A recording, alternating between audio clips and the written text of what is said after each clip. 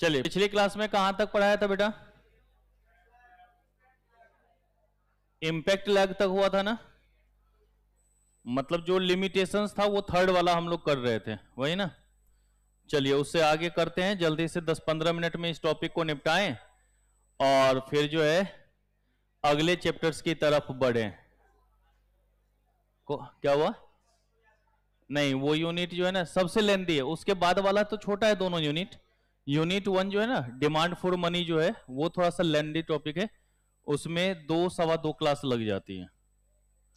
ठीक है, 4 घंटा मिनिमम उसमें चाहिए ही चाहिए।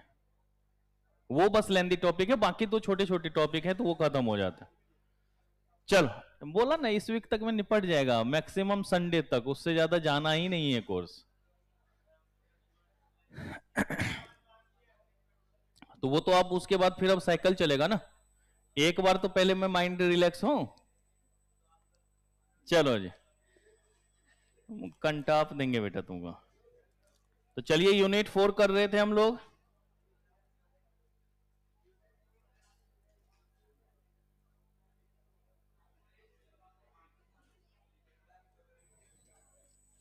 चलिए, इसमें हम लोग कौन सा टॉपिक देख रहे थे बेटा? लिमिटेशंस,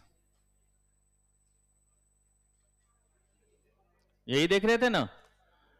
और कल की क्लास में हम लोगों ने जो है कहां तक? इंपैक्ट लैग तक कर लिया था। अब 2-3 बातें उसमें छोटी छोटी रह गई थी, जरा वो भी हम लोग करके देख लें।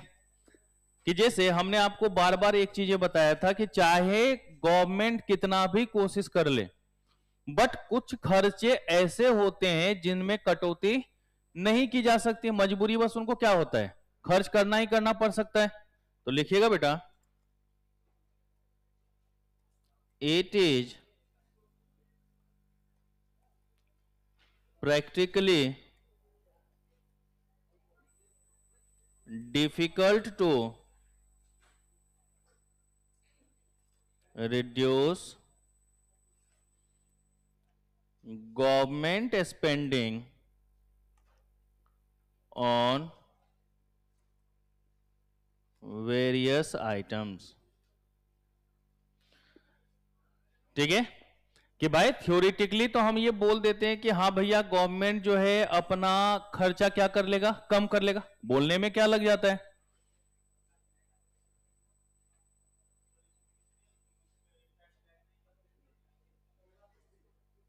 क्या क्या?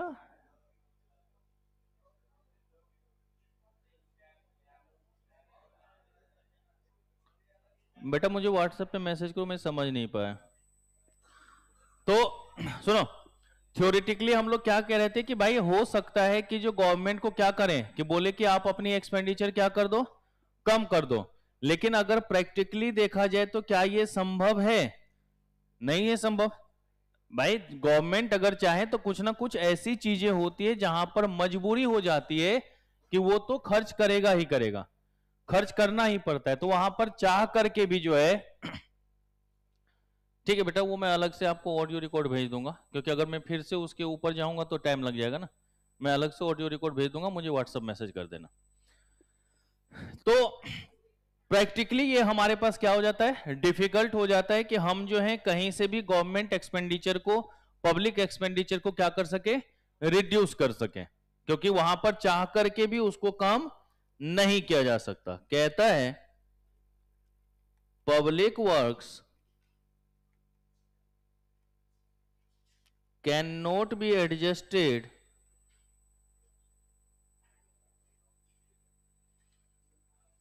easily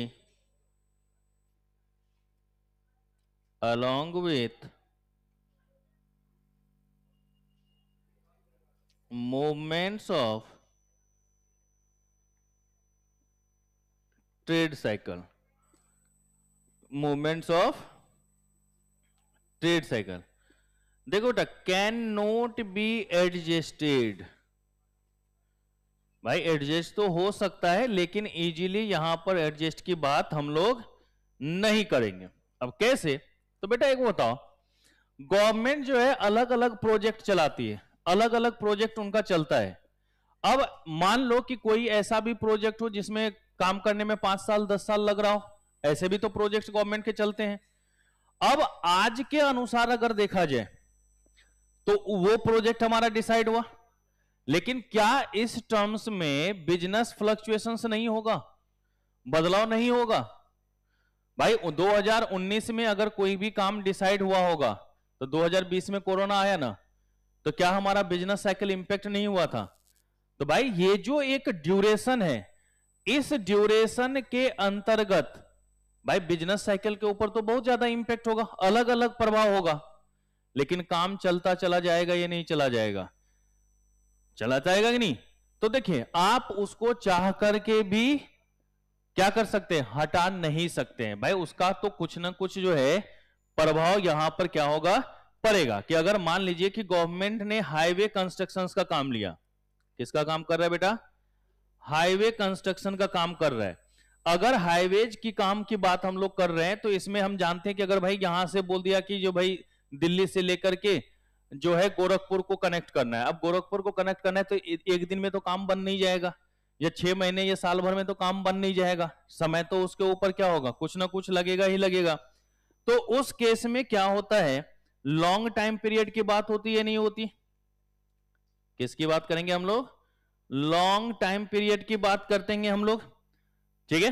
तो अगर लॉन्ग टाइम पीरियड की बात कर रहे हैं तो इसमें हमारा जो बिजनेस साइकिल है वो अलग अलग इंपैक्ट छोड़ेगा या नहीं छोड़ेगा, ठीक है। तो कहता है कि ट्रेड साइकिल चाहे कुछ भी चलता रहे, ट्रेड साइकिल हमारा कुछ भी चलता रहे, ये काम ज्यों का त्यों चलता रहेगा या नहीं रहेगा, इसके ऊपर उन चीजों का प्रभाव पड़ेगा क्या? नहीं पड़ेगा। तो ये ट्रेड साइकिल का इंपैक्ट इसके ऊपर जो है ज्यादा नहीं पड़ता है, ये बदलाव कुछ भी हो हमारा काम यूं ही चलता रहेगा। ये बात भी यहां पर आपको ध्यान में रखना है। तो इसको इजीली समझने के लिए कह सकते हैं कि ट्रेड साइकिल या बिजनेस साइकिल, बिजनेस साइकिल कुछ भी हो या चलता रहे, काम हमारा चलता रहेगा। चाहे फ्लक्चुएशंस कुछ भी हो, बदलाव हमारा कुछ भी हो, काम जैसे चल रहा था वैसे ही चलता रहेगा, चाहे उसका डेस्टिनेशन पीरियड कुछ भी हो, ठीक है। डेस्टिनेशन पीरियड का मतलब वही टाइम पीरियड की जो बात कर रहे हैं, तो हम लोग क्या कहते हैं कि लॉन्ग डेस्टिनेशन पीरियड होता है, लॉन्ग टाइम पीरियड होता है, क्योंकि ये एक आध दिन में काम होने वाला तो है नहीं। तो एक आध दिन में काम होने वाला नहीं है तो बिजनेस साइकिल के ऊपर तो इंपैक्ट उसका पड़ेगा ही पड़ेगा, बिजनेस साइकिल के ऊपर तो वो प्रभाव होगा ही होगा, और वही काम हमारा चलता रहेगा, ठीक है। तो ये बातें भी आपको ध्यान में रखना है। तो ये कहानी थी हमारी लिमिटेशंस के अंतर्गत, ठीक है। और अब सबसे लास्ट हमारा इस टॉपिक में चलता है, हमने आपको बताया था क्राउडिंग आउट की बात हम लोग करते हैं। जैसे कोरोना वाला भी जब सिचुएशन आया था तो गवर्नमेंट का स्पेंडिंग, तो गवर्नमेंट का जो एक्सपेंडिचर था, जो हमारा पब्लिक एक्सपेंडिचर था, वो तो लगातार बढ़ रहा था, लेकिन जो हमारे प्राइवेट इंटरप्रेन्योरशिप थे या प्राइवेट इंटरप्राइज थे, बेटा कर दे रहा हूं रुक जाना, वो लगातार क्या होता जा रहा था बेटा, सिस्टम से बाहर हो जा रहा था ही नहीं। आपको याद होगा कि जब हमने रिसेशन वाला काम पढ़ा था, भाई हमने बिजनेस साइकिल के अंतर्गत रिसेशन वाला काम पढ़ा था ना, तो रिसेशन के टाइम में हमने क्या बोला था कि अगर आप कोई भी काम कर रहे थे वहां से धीरे धीरे क्या करते, प्रोडक्शन को कम करते हम लोग, आगे फ्यूचर के लिए अगर कोई भी काम करने की सोच रहे हैं तो उसको हम लोग तब तक क्या कर देते हैं, डिले कर देते हैं, रोक देते हैं कि ना भैया ये काम अभी हमारा चलेगा नहीं। तो कहीं ना कहीं वो इंपैक्ट हमारा वहां पर मिलेगा, कहीं ना कहीं वो प्रभाव हमारा वहां पर जाएगा। तो जब प्राइवेट इंटरप्राइज हमारा बिजनेस से बाहर हो जाए, प्राइवेट एक्सपेंडिचर हमारा बाहर हो जाए, तो उसी को हम लोग क्या कहेंगे बेटा, क्राउडिंग आउट के नाम से जानेंगे। बाकी सारी स्थिति चलती रहेगी, गवर्नमेंट अपना एक्सपेंडिचर बढ़ाता रहेगा, लेकिन चूंकि रिसेशन का दौर है तो जो प्राइवेट इंटरप्राइजेज हैं वो क्या करेगा, सिस्टम से बाहर हो जाएगा, वो अपनी प्रोडक्शन को क्या करेगा, रोक देगा, वो अपना एक्सपेंडिचर नहीं करेगा। और क्यों करेगा भाई, डूबते हुए जहाज पर कोई भी सवार होना चाहेगा क्या, नहीं चाहेगा। तो अगर हम देख रहे हैं कि हमारे सामने ये दिख रहा है कि बिजनेस जो है लगातार डाउनफॉल में जा रहा है, बिजनेस हमारा लगातार कम होता जा रहा है, तो क्या हम वहां पर इन्वेस्टमेंट करेंगे, नहीं करेंगे। हम वहां पर इन्वेस्टमेंट की बात करेंगे नहीं, तो हम तो वहां से क्या करेंगे, बाहर निकल जाएंगे। तो वहां पर किसी भी तरीके की इन्वेस्टमेंट की कोई बात नहीं होती। तो प्राइवेट इंटरप्राइजेज जो है वो वहां से क्या करता है, निकल जाता है। गवर्नमेंट जबकि अपना एक्सपेंडिचर क्या करेगा, बढ़ाएगा, क्योंकि गवर्नमेंट को तो भाई पूरी की पूरी इकोनॉमी को कंट्रोल करना है। तो गवर्नमेंट एक्सपेंडिचर बढ़ेगा, बट प्राइवेट इंडिविजुअल्स जो है, प्राइवेट इंटरप्राइजेज जो है, वो क्या करेगा, एग्जिट करेगा। इसी को कहा जाता है क्राउडिंग आउट। इसी को क्या बोलते हैं हम लोग, क्राउडिंग आउट। आसान शब्दों में भीड़ से निकल जाना। क्राउडिंग आउट का मतलब क्या हो गया, भीड़ से निकल जाना, बाहर की तरफ चल देना, अकेला मदमस्त हाथी की तरह घूमते रहना। तो ये चीजें ध्यान में रखना है आपको। ओके, उसी की बात करते हैं।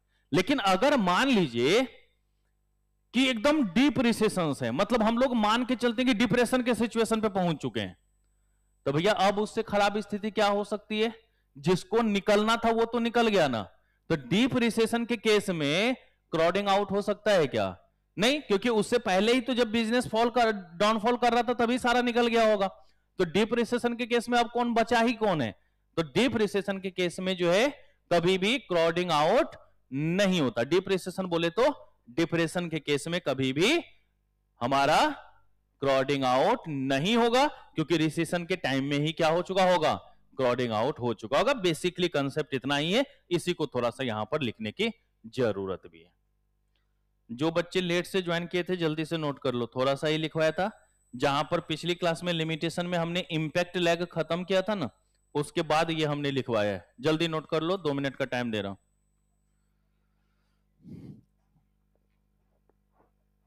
और मैं तो 4-5 मिनट का एक्स्ट्रा टाइम आप लोगों को दे ही देता हूं। मैं 9:05 में स्टार्ट कर रहा हूं, तो थोड़ा सा समय पे आया करो भाई।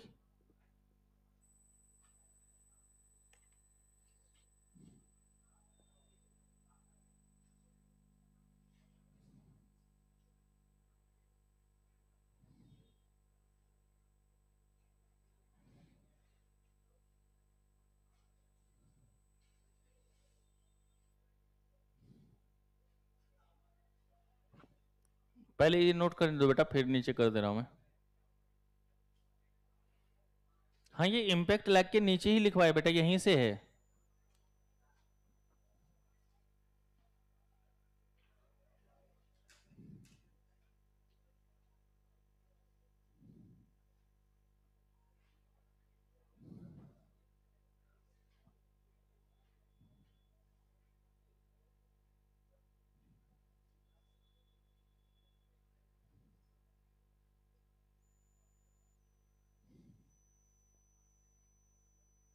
हो गया।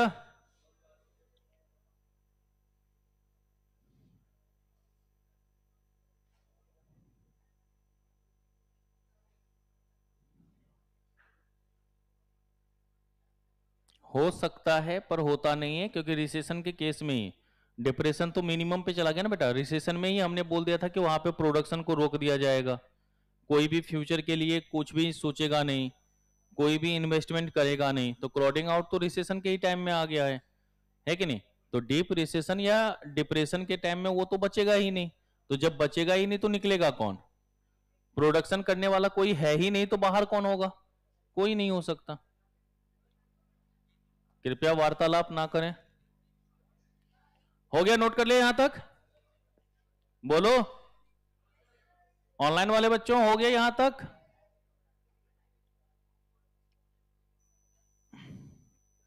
जल्दी कर लो। इसके बाद नीचे ये भी लिखवा देता हूं मैं, क्योंकि मैंने बताया था ना कि अगर टैक्स बढ़ाएंगे तो जो हमारा इंटरप्राइज है, जो एंटरप्रेन्योर है, वो दुखी हो जाएगा या नहीं दुखी हो जाएगा। तो क्या वो प्रोडक्शन करना चाहेगा। तो हम जो ये प्रोग्रेसिव टैक्स की बात करते हैं, तो ये भी कभी कभी क्या होता है, अगर हद से ज्यादा हो जाएगा तो नुकसानदायक हो सकता है या नहीं हो सकता है। क्योंकि अगर सप्लाई साइड के अनुसार सोच के देखें, सप्लाई साइड का अनुसार का मतलब क्या हो गया, प्राइवेट इंटरप्राइज के लिए सोच के देखना है हमें, एंटरप्रेन्योर के लिए देखना है, प्राइवेट इन्वेस्टर्स के लिए देखना है। तो उसके लिए तो नुकसानदायक है ना भाई। टैक्स जितना बढ़ेगा भाई, गवर्नमेंट के लिए फायदा है कि वो अपना रिसिप्ट जनरेट कर रहा है, वो अपना रेवेन्यू जनरेट कर रहा है। लेकिन जो हमारे प्राइवेट इंटरप्राइजेज हैं उसके लिए तो क्या है, वो नुकसानदायक है या नहीं है कि नहीं। तो वो वहां पर थोड़ा सा क्या हो जाता है, दुखी हो जाता है। उसके लिए जो है हम ये नहीं कह सकते हैं कि इंसेंटिव्स है, डिस इंसेंटिव्स उसके लिए हो जाएगा। ओके, डिस इंसेंटिव का मतलब क्या हो गया? नुकसानदायक। चलिए, तो चलिए लास्ट इसमें लिख लेते हैं हम लोग, supply side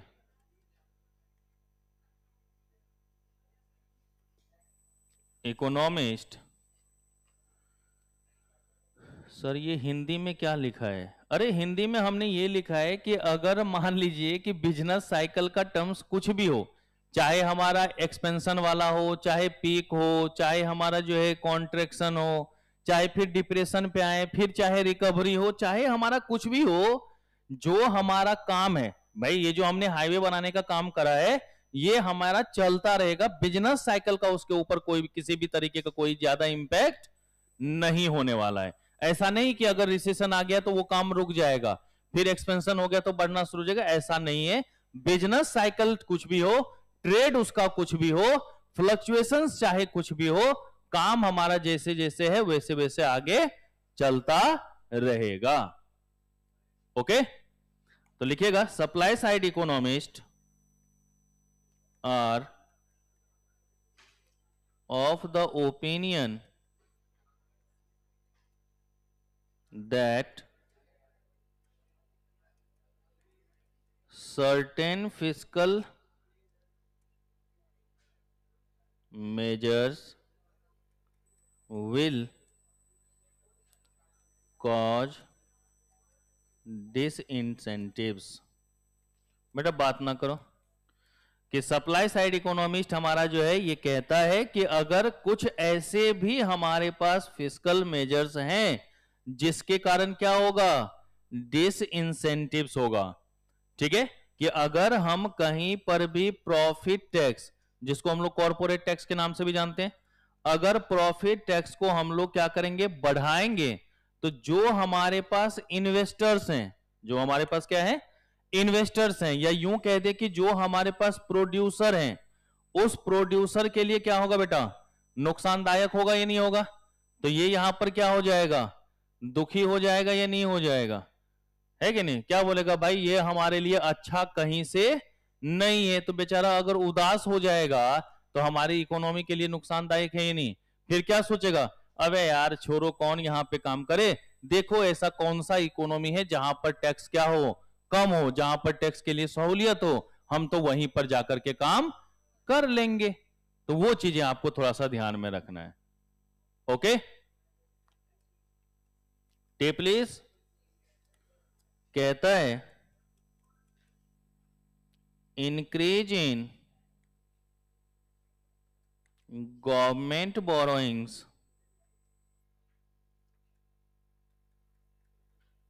will create perpetual burden of debt, burden or debt on future। भाई एक बात बताओ, तुम उधार तो लेते जाओ, तुम का मतलब यहां पर अभी गवर्नमेंट को रिप्रेजेंट कर रहे हैं, गवर्नमेंट हमेशा देख रहा है कि भाई बार बार जो है बजटरी डेफिसिट आ रहा है। अब बजटरी डेफिसिट अगर आ रहा है तो वो क्या कर रहा है? लोन पर लोन लेता जा रहा है कि नहीं? अब लोन पर लोन लेता जाएगा तो बाद में इकोनॉमी के लिए नुकसानदायक है ये नहीं, क्योंकि जितना टैक्स का बर्डन बढ़ेगा, मतलब जितना डेब्ट बढ़ेगा, उतना ही फ्यूचर के लिए क्या है बेटा? नुकसानदायक है। तो ये अगर मान लीजिए कि गवर्नमेंट अपनी बोरोइंग्स को बढ़ाती है, क्योंकि उसको तो फुलफिल करना है सारा काम, तो अगर वो बोरोइंग्स को बढ़ाएगा तो बाद में ये क्या हो जाता है? नुकसानदायक। जैसे अगर आप लोग बार बार न्यूज में सुनते भी होंगे कि इन स्टेट्स के ऊपर इतना कर्ज है, इन स्टेट्स के ऊपर इतना कर्ज है, कभी कभी ये भी सुनते कि स्टेट्स के पास जो है सैलरी देने तक के पैसे नहीं रहे। तो भाई अगर बोरोइंग्स बढ़ाओगे तो कहीं ना कहीं आगे चल के नुकसान तो होगा ही होगा। भाई अगर मान लीजिए आप ही अपने अनुसार देखो, घर से तुम्हारा 15,000 आया पूरे महीने का खर्चा, अब तुमने उसमें क्या करा? 5,000 फालतू के उड़ा दिए। अब फालतू के अगर उड़ा दिए तो तुम्हारे पास रहा 10,000 ही, 10,000 में मैनेज हुआ नहीं, तुमने क्या करा? किसी से कर्ज ले लिया। अब वही काम हर महीने करते जा रहे हो, तो एक समय ऐसा भी आएगा ना कि 15,000 आया, वो कर्ज तोड़ लो, पूरे महीने कुछ पैसा बचा ही नहीं, तो फ्यूचर में दिक्कतें आएंगी नहीं। तो जितना आप अपनी बोरोइंग्स को बढ़ाते जाएंगे, जितना बोरोइंग्स इंक्रीज होता जाएगा फ्यूचर में उतना ही ज्यादा क्या होगा, दिक्कतें आती जाएगी। ओके, चलो अब लास्ट हेडिंग लिखो और खत्म करो इस टॉपिक को, ज्यादा टाइम बर्बाद अब इसमें करना नहीं है।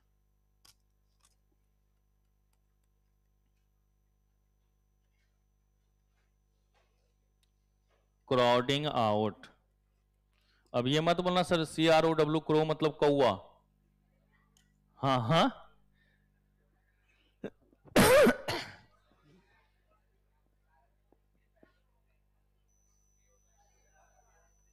Crowding out. तो आसान शब्दों में क्या समझाया था, भीड़ से अपने आप को अलग कर लेना, बाहर निकल जाना। तो देखिए बेटा, तो चलिए पहले इसको लिख लेते हो, जो भी समझना जितना था वही हमने बता दिया कि आसान शब्दों में ये ध्यान रखना है कि गवर्नमेंट अपनी एक्सपेंडिचर को तो बढ़ाता जाएगा, बट चूंकि मार्केट में रिसेशन है, बिजनेस साइकिल अगर अभी दिखा रहा है, हाँ भोजपुरी मूवी में CROW क्रो, क्रो मतलब कौआ, चलो तो अगर, और मूवी भी बताओ है निरहुआ हिंदुस्तानी, चलो तो अगर वहां पर हम लोग देख रहे हैं तो हमने क्या देखा कि भाई गवर्नमेंट अपनी एक्सपेंडिचर बढ़ाएगा क्योंकि उसको मजबूरी है इकोनॉमी को कंट्रोल करना, प्राइवेट वालों के पास तो मजबूरी नहीं है ना भाई, अगर रिसेशन होगा तो हम ये रिस्क कवर करने वाले है नहीं, हम क्या करेंगे, उससे धीरे धीरे कन्नी काटते जाएंगे, अर्थात हम उससे धीरे धीरे बाहर निकल जाएंगे, यही बात हुई थी ना। चलिए तो लिखिएगा इसके अंतर्गत, अब अनम दीदी टाइम पे आ जाया कर, माना कि अपना ही घर द्वार है तो इसका मतलब ये नहीं कि 10 बजे आओगे, मतलब 9:30 बजे आ रही है। कहता है इंक्रीज इन गवर्नमेंट स्पेंडिंग, बेटा बातचीत नहीं, during recession will crowd out private spending in economy. क्या यही समझाया था क्या बेटा कि जैसे जैसे हमारा रिसेशन का दौर आएगा, जो प्राइवेट स्पेंडिंग है वो क्या होगा बेटा, क्रॉड आउट होगा या नहीं होगा, कम होगा या नहीं होगा, बाहर निकलेगा या नहीं निकलेगा। In other words, when spending by government in an economy replaces private spendings, the latter is said to be crowded out। भाई गवर्नमेंट क्या कर रहा है, अपना स्पेंडिंग बढ़ा रहा है या नहीं बढ़ा रहा है, गवर्नमेंट क्या कर रहा है, अपना स्पेंडिंग बढ़ा रहा है, और प्राइवेट इंटरप्राइज क्या हो रहा है बेटा, बाहर भाग रहा है। तो इसी को हम लोग कौन सा वर्ड नाम दे देंगे, क्राउडेड आउट। तो इसको हम लोग क्या कह रहे हैं यहां पर, क्राउडेड आउट। कहता है as a result the effectiveness of expansionary fiscal policy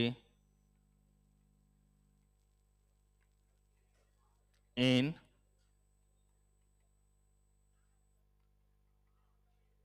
stimulating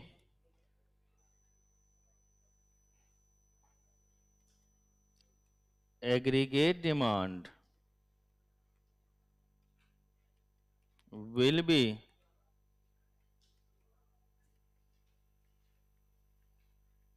diminished to a great extent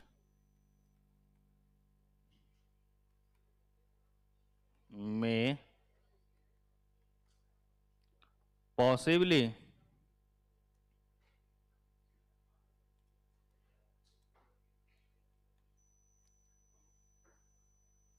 reduce economies prospects of long term economic growth. तो भाई इसका इंपैक्ट हम लोग क्या देख रहे हैं कि गवर्नमेंट तो अपना एक्सपेंडिचर बढ़ा रहा है, क्योंकि गवर्नमेंट तो मेन कोशिश उसका क्या होगा कि भाई हम कोशिश ऐसे करें ताकि क्या हो, डिमांड जो है ज्यादा से ज्यादा बढ़े। लेकिन क्या लॉन्ग टर्म पे ये प्रभावित हो पाएगा क्या बेटा?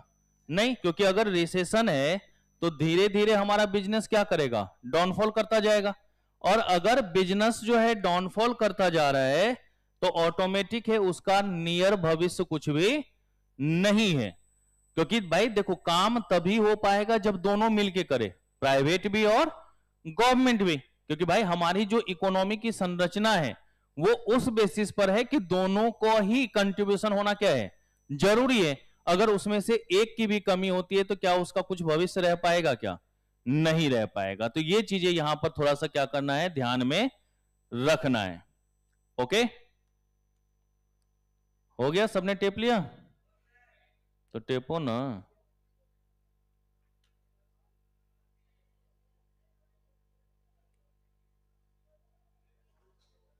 और ऊपर का रह गया? बताओ कितना छूट गया जी। और एक मिनट, एक मिनट और बेटा, जल्दी बोलो।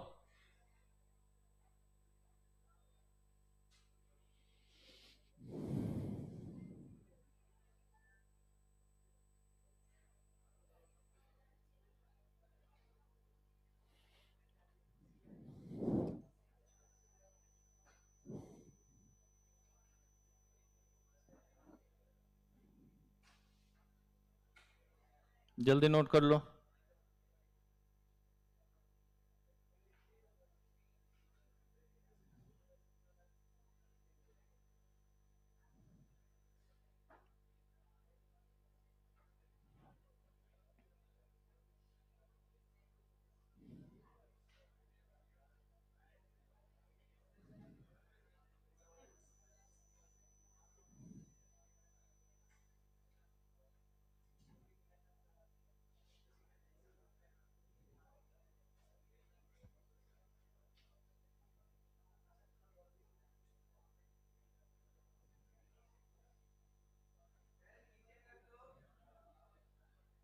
रुक जाओ,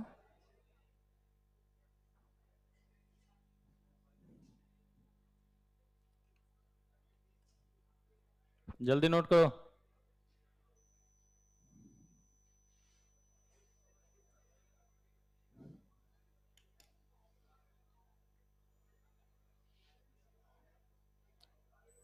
बेटा जल्दी कर, 10 मिनट के टॉपिक में तुम लोग आधा घंटा लगवा दिए हो।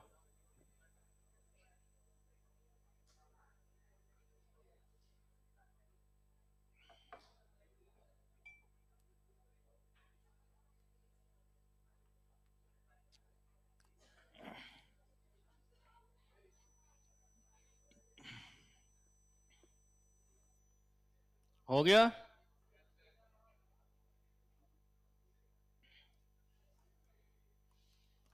कहता है however during deep recession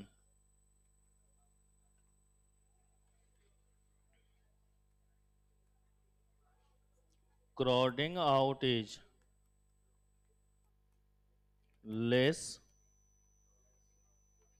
likely to happen as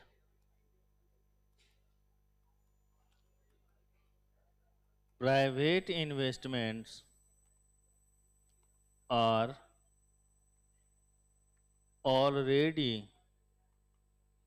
minimal।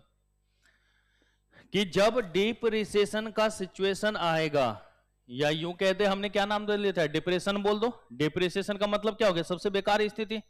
तो डीप रिसेशन कह दो या फिर डिप्रेशन कह दो, कि अगर ऐसा सिचुएशन आएगा तो क्राउडिंग आउट क्या होगा बेटा, नाम मात्र के लिए।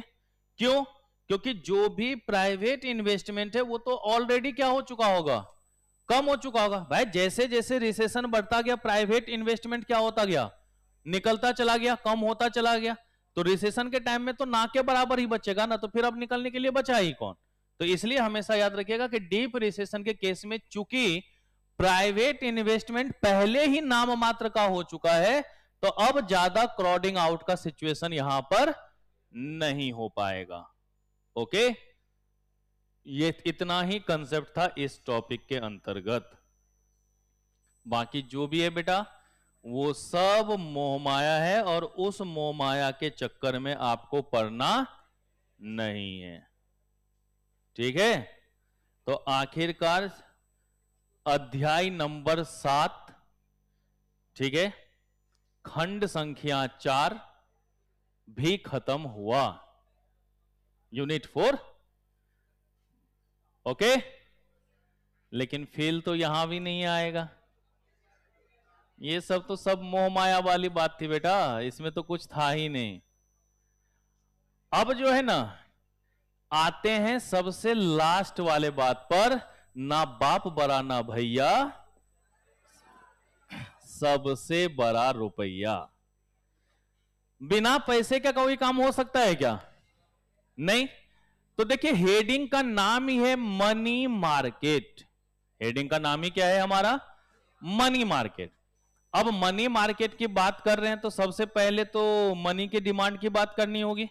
तो यूनिट 1 हमारा वही है, मनी डिमांड। तो चलिए देखते हैं हम लोग। सबने यहां तक नोट कर लिया? हटा दिया जाए। टॉपिक खत्म हो गया, 3 पेज छोड़ देना। हाँ, वो इसलिए क्योंकि जब रिवीजन कराऊंगा ना, तो हो सकता है एक आध कोई कीवर्ड्स अगर ऐसे कुछ मिलेंगे तो अलग से लिखवा सकूं, उसके लिए 3 पेज छोड़ देना बस। Single side 3 page, back to back वाला 3 पेज नहीं, सिंगल साइड 3 पेज, अर्थात 1.5 पन्ना, 1.5 पेज। चलो नेक्स्ट चैप्टर 10 पेज में हो जाएगा। अरे 10 पेज में कहां से हो जाएगा, 15-18 पेज तो मैं अभी यूनिट 1 में लिखवा दूंगा, 10 पेज में खत्म करवाता है। यूनिट 1 ही ज्यादा है, 2 और 3 तो थोड़ा थोड़ा सा ही है। थोड़ा थोड़ा करके बहुत हो गया ना। अगर याद हो, मैंने शुरू में ही बोला था कि बेटा अगर मैक्रो इकोनॉमिक्स में जाएंगे तो 150-200 पेज तक पहुंच जाता है ये, और जितना हम माइक्रो इकोनॉमिक्स में पढ़ते हैं ना उसका कम से कम 2 गुना हमारा मैक्रो इकोनॉमिक्स में हो जाता है। ठीक है ना, क्योंकि यहां पर कंटेंट्स बहुत ज्यादा है, मार्क्स बहुत कम है। ये जो अपना मैक्रो इकोनॉमिक्स है, कंटेंट्स बहुत ज्यादा है, उसके अनुसार मार्क्स बहुत कम दे रखा है। नहीं तो अगर देखा जाए ना, माइक्रो हटा दे 100 नंबर का मैक्रो ही बन जाता है। ठीक है ना, तो कंटेंट इसमें बहुत ज्यादा, देख रहे हो ना, पढ़ते जाते पता चलता खत्म ही नहीं हो रहा है। और ये भी मैंने सिर्फ उतना करवाया है जो एग्जाम के पॉइंट ऑफ व्यू से इंपॉर्टेंट है। अगर फालतू की भी बातें करने लग जाए ना, तो अभी 10 क्लास और चल सकती थी इसमें।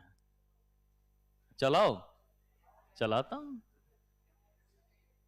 चलो ना बेटा, हमारा है ना कि जो कान कहां पर दबाना है ना, ताकि बच्चे सही से एक्टिव हो सके, उसी पॉइंट को दबाना होता है। तो हम भी कंसेप्ट उतने ही करवाते हैं जो एग्जाम के पॉइंट ऑफ व्यू से। पढ़ाना आता नहीं मुझे, ठीक है ना। चलिए